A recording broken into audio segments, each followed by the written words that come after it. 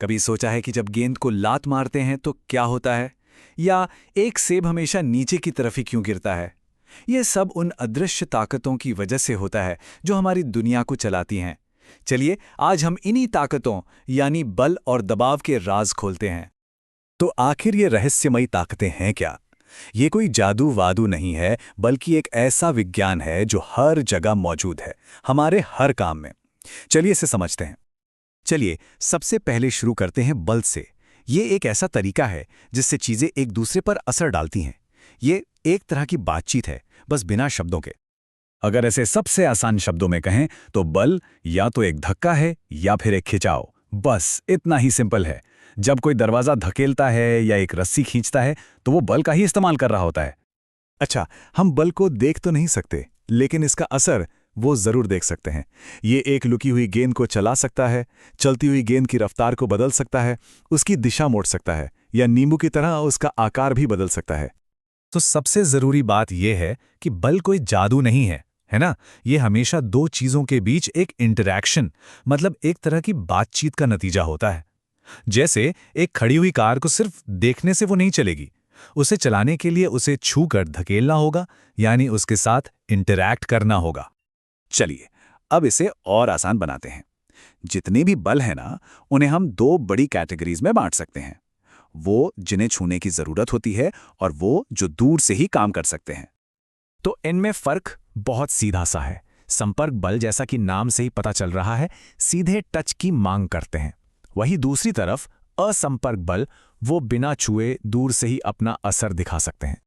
जैसे फुटबॉल को लात मारना एक संपर्क बल है, क्योंकि जाहिर है पैर गेंद को छूता है, लेकिन एक चुंबक का दूसरे को दूर से ही धकेल देना, यह है असंपर्क बल। इसी तरह सेब का पेड़ से गिरना गुरुत्वाकर्षण की वजह से होता है, जो एक और असंपर्क बल है। अब सोचिए, अक्सर एक ही चीज पर एक साथ कई बल काम कर रहे होते हैं, तो फिर जीतता कौन है? इसे समझने के लिए रस्साकशी का खेल याद कीजिए।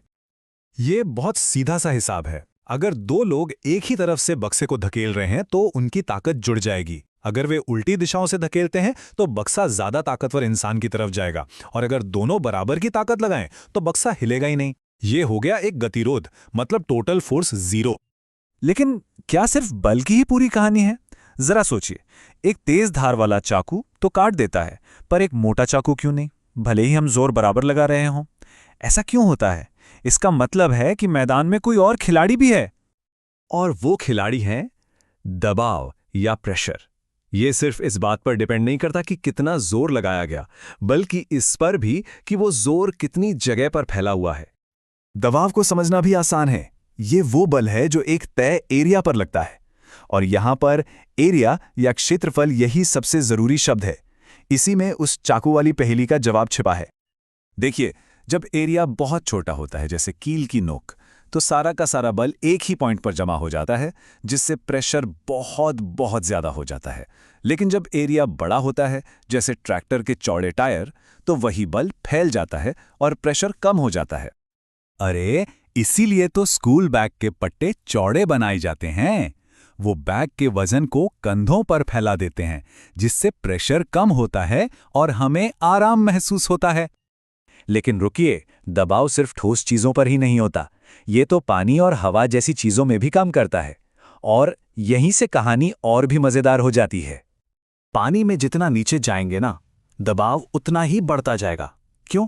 क्योंकि ऊपर के पानी का वजन भी तो नीचे वाले पानी पर पड़ता है।